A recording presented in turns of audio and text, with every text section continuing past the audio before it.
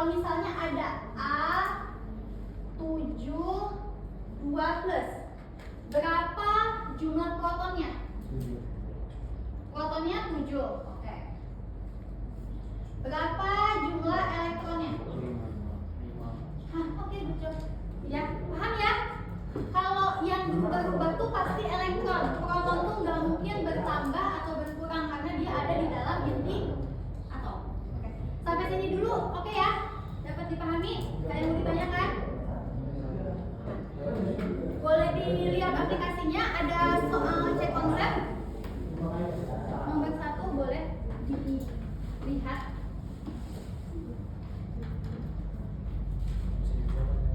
Kenapa? Oh, oke. Fauzul ya tadi namanya. Boleh dilihat aplikasinya. Ada soal cek konsep pertama.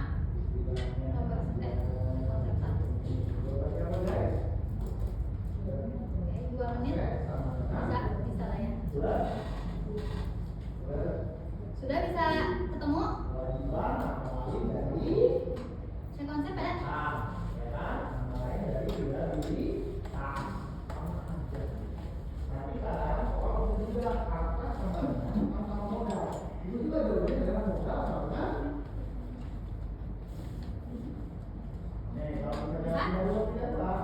Menit ya.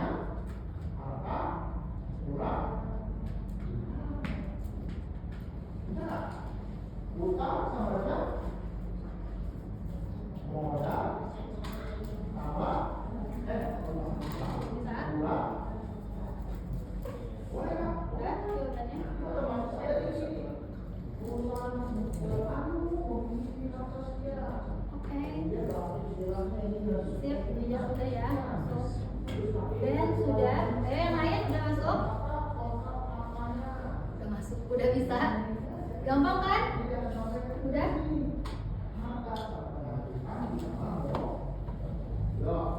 Sip, Adel sudah. Arkananto? Arkan oke udah? Oke, sip. Semangat.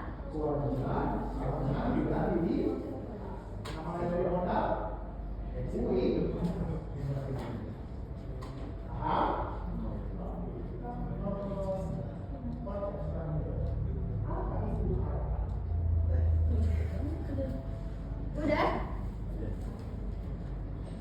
Ada yang kesulitan?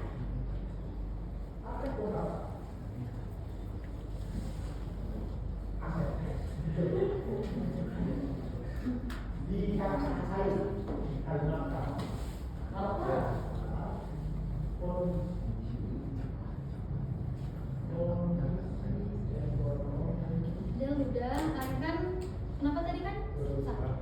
Kan udah selesai. Aska?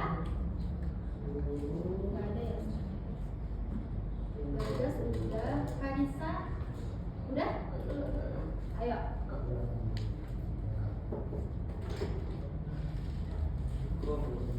Oke.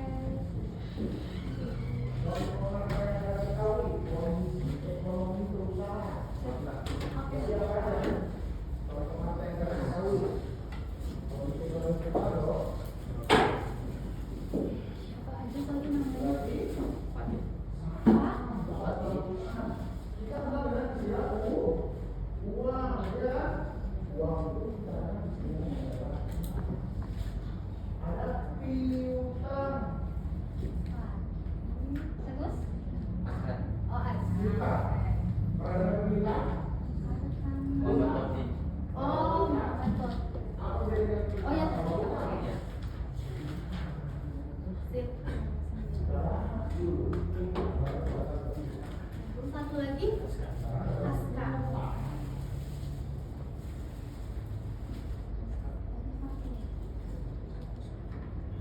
Bukan apa? Kewajiban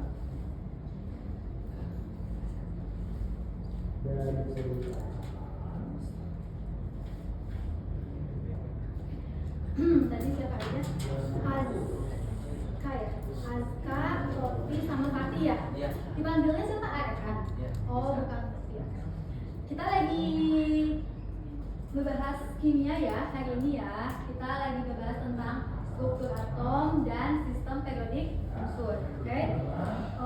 Tadi ngebahas sedikit recall lagi ke teman-teman. Jadi kita ngebahas tentang atom. Atom itu bagian kecil penyusun unsur. Terus kita belajar notasi atom.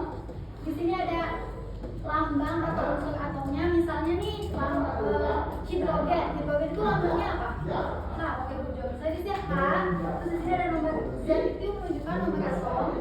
Nomor atom itu menunjukkan jumlah proton sama jumlah elektron dalam kondisi netral. Terus yang di atas ini namanya nomor apa?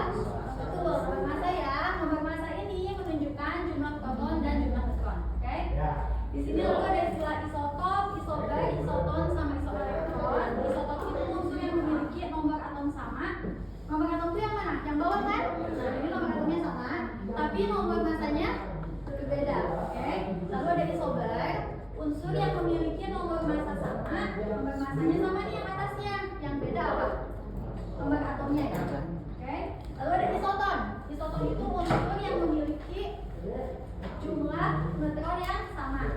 Oke? Neutron itu adalah nomor massa dikurangi nomor atom, itu adalah jumlah neutron. Oke? Bisa dipahami?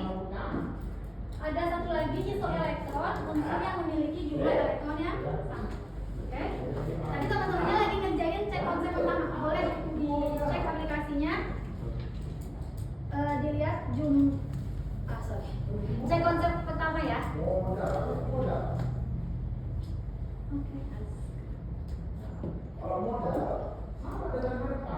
Tadi Fauzul tuh yang tapi udah ikut ke dia.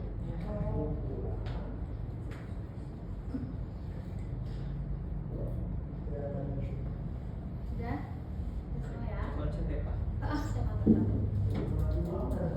Bisa ya, gampang ya. Cek konsep satu tuh kan?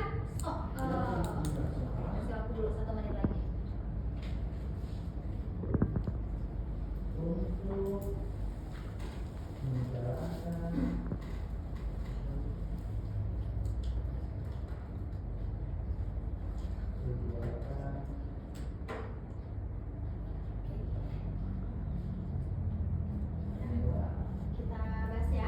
Jadi kan di cek konsepnya cuma gini doang ya.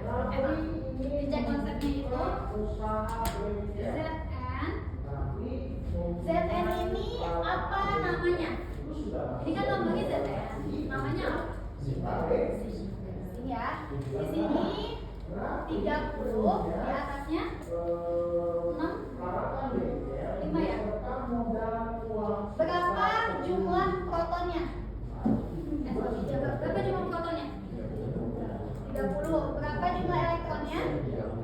30. Berapa jumlah neutronnya? Berapa? Neutronnya berapa? 35 kan? 65 dikurangi 30 ya. 65 dikurangi 30, 35. Berapa nomor atomnya? Nomor atom itu yang di mana? Yang di bawah ini ya. Berarti berapa? 30. Nomor massanya? 65. Saya kalau ngejabarin kayak gini. Nah, sekarang kita lanjut ke ngebahas tentang konfigurasi elektron berdasarkan Niels Bohr. Pernah dengar? Ahli yang namanya Niels Bohr.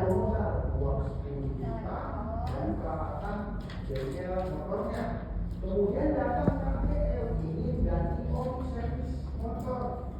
Berarti ketika Siapa yang masih ingat bagaimana teori atom menurut Niels Bohr? Ini ya, Niels Bohr kalau ditulis.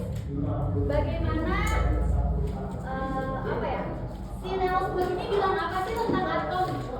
Kan ingat nggak? Coba ingat lagi. Teori atom itu ada teori atom siapa aja?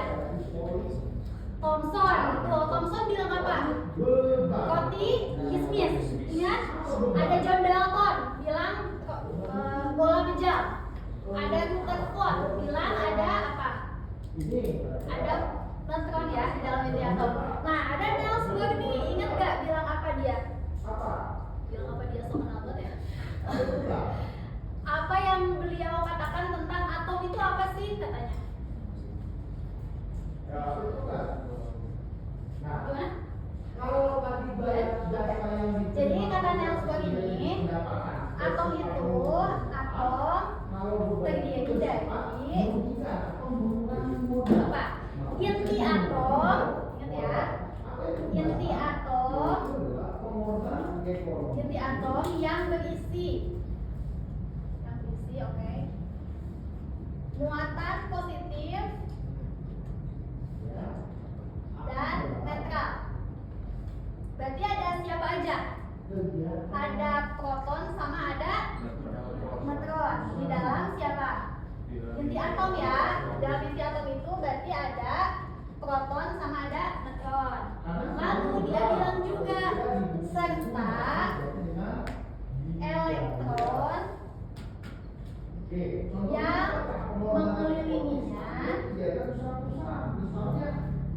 dalam lintasan energi tertentu. Ya. Oke, sampai sini. Ini ya, aku gambarin nih pakai gambar.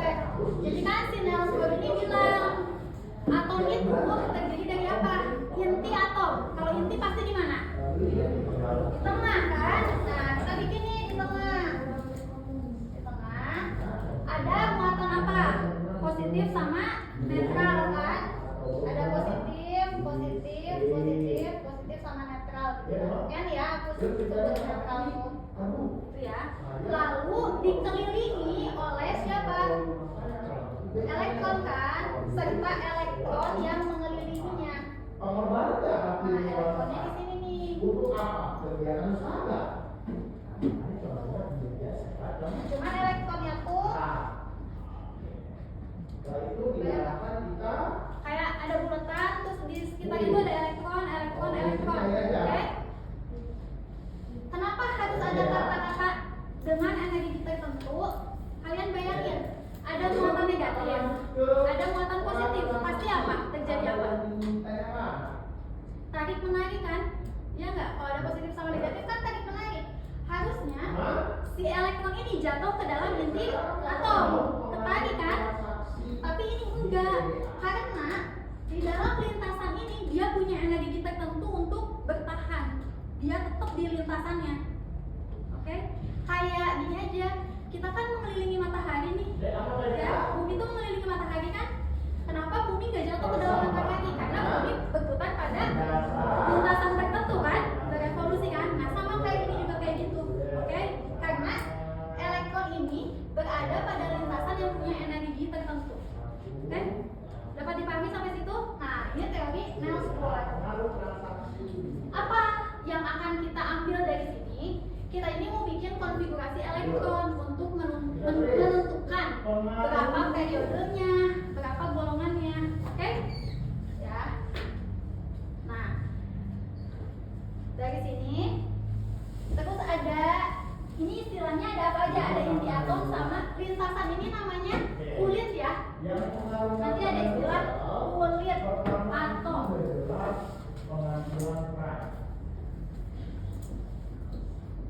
Kulit atom. Kulit atom pertama itu maksimalnya adalah 2. Kulit atom ini maksimal memuat elektron dengan rumus 2n kuadrat. Ya. Kalau kulit pertama berapa maksimal elektronnya? Kulit pertama 2 ya. 2 kali 1 kuadrat.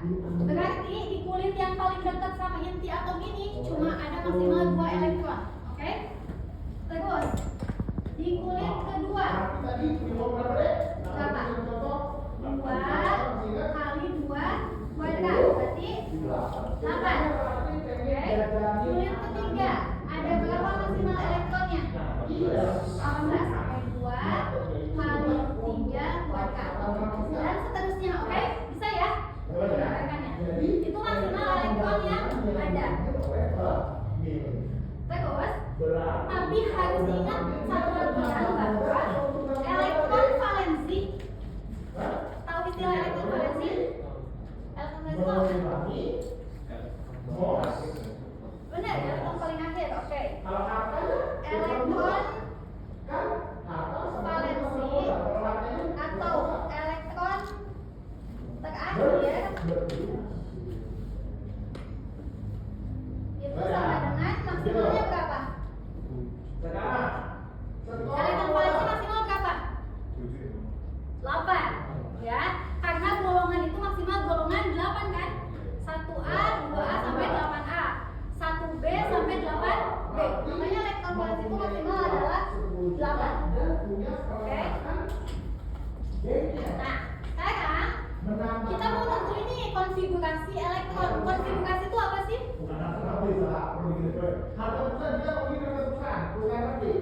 Konfigurasi itu urutan elektronnya kayak gimana gitu ya. Nah, sekarang misalnya nih ada X ya, nomor atomnya 15. Gimana konfigurasi elektronnya menurut Niels Bohr? Kan di kulit pertama dulu nih. Kulit pertama maksimalnya berapa elektronnya? 2. Oke. Sisanya berapa? 13. Berarti di kulit masuk ke kulit kedua ya. Oke. Kulit kedua maksimalnya berapa? 8. Kita tulis 8. Oke. Berarti udah berapa? 10. Sisa? Jadi 2, 8, 5. Ini konfigurasi elektron menurut siapa? Niels Bohr. Oke. Terus beda lagi kita contohin lagi. Ada misalnya Y, nomor atomnya 34.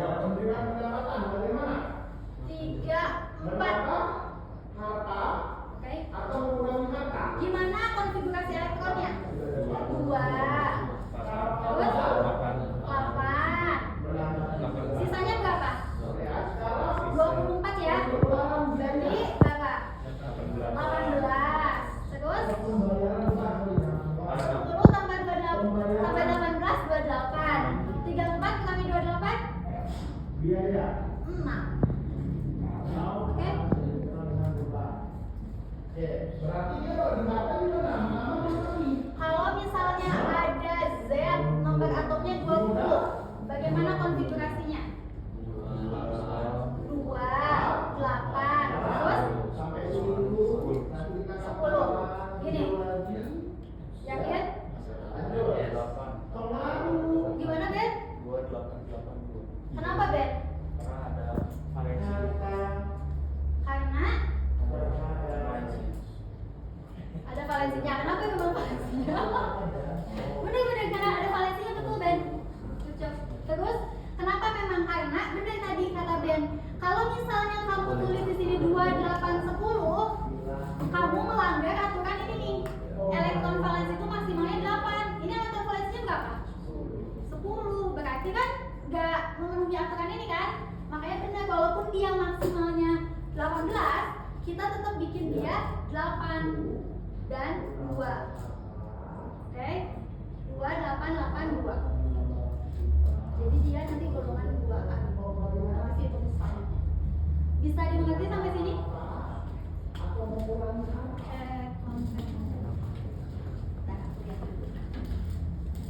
Boleh, silakan kalau mau dicatat. Ingat sudut pandangnya 10 saja. Tadinya lupa, kan dia.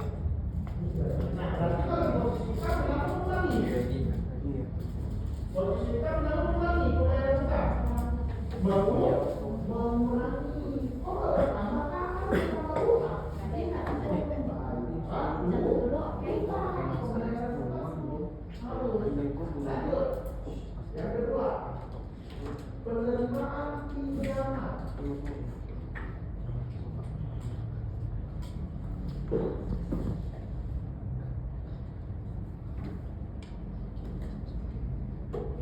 Penerimaan pinjaman. Penerimaan pinjaman. Tadi ceritanya meminjam kepada bank. Oke. Kalau di sini aku tulis kelihatan nggak? Di sini berarti. kelihatan nggak